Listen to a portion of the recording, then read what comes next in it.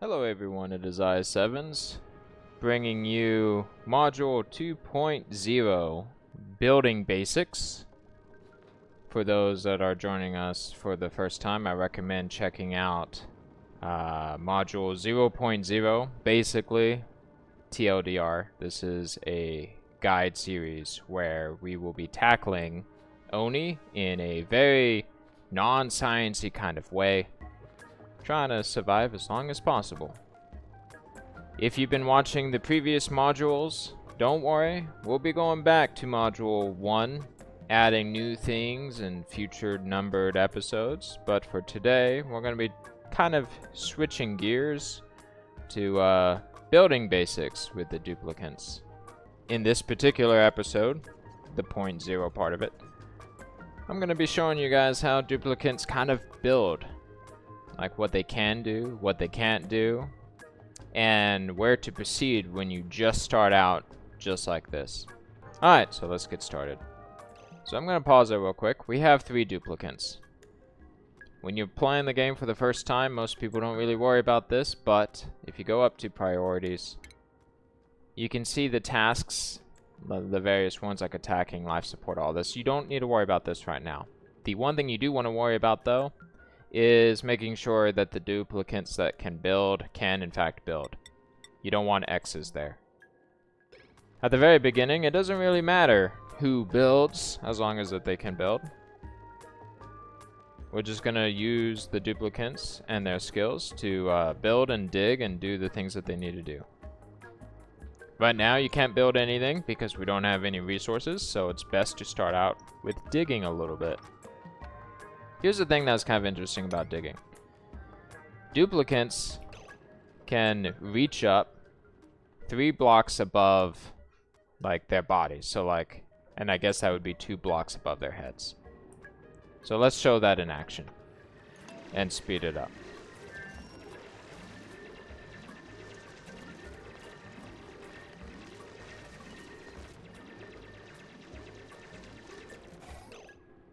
Now let's try and dig this out. As you can tell, it's light gray, and it says it's unreachable, meaning that they can't reach it. Now that we've dug out some of the stuff, we're getting ready to start building, but there's one other thing I want to show you guys that's pretty important. Let's watch them dig this out, and watch what they can do right around here. This is 2 blocks tall. We're not digging this out. Duplicates can jump up 2 blocks, which allows them to access other areas. The reason why I bring this up is this can be very useful for building in the future. Okay, now that we've expanded, we have some room, which is nice. When you get lost about what you should build, click the room overlay button in the top right. One of the very first things I like to build is the latrine, right here. The washroom follows after that. If you hover over the thing, it tells you what you need, as well as the minimum size and maximum size requirements. When you start out, you will have everything that you will need to be able to build the latrine. The outhouse is right here, under plumbing. So let's put that right here.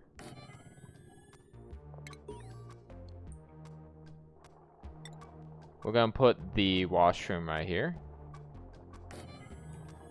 We're going to build one more latrine right next to it. Outhouses do require dirt, so let's quickly get that. You can build ladders from the base section right here. When building, you can click priority and click yellow if you really want them to really go at it. The water basin does require water, but we'll get to that later. Now let's make the first room. You can use tile right here. Close it off right there and put a door right here. Let's get them to do that real quick before they do anything else. Okay, now that they have done that, they can go relax. If you click now the room overlay, you'll see that we've made the latrine. By doing so, at the bottom where it says effects, morale is +1. So whenever you're lost, just go down the list. I like to start out personally with the latrine, the barracks, and the mess hall. These are good priority things. We'll touch on those in later episodes. From my experience playing the game at the very beginning, it does not really matter what you make the tiles out of, or the door, or the water basin, or the outhouse, or pretty much any of the beginning buildings. Just make sure you get them down.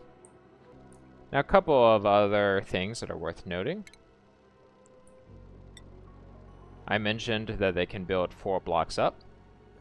Well, there's a cool trick you can do. Let's build a ladder right here and make it high priority, and do it right there. And what we're going to do is we're going to go 1, 2, 3, 4 blocks up. And we're going to go all the ones here, and 1, 2, 3, 4 blocks down, and go fast. They can stand on the stairs and reach down below, but they cannot reach down 1, 2, 3, 4. They can only reach 3. With this strategy in mind, you can clear out a lot of space pretty easily to help you build your colony even faster. Here's another thing that is worth noting. We're going to pause it so I can build it. We're going to build this, this, this, and this. This is just a small detail, very niche, but it might be useful later on. Now that we've built this, 1, 2, 3, 4, let's destroy the middle one. They can destroy the middle one, and this creates a vacuum. This will be very useful creating vacuums way later on. We don't need to worry about it right now. I just want to show you that they can physically destroy a thing, even if it's blocked on all 4 sides. These 3 tiles and this 1 piece of sandstone. But if we try to build a tile right here, they also can build it back. With the rest of this module, we will continue learning about other building basics, specifically 2 things: how duplicants can build, and the different rooms that can be built.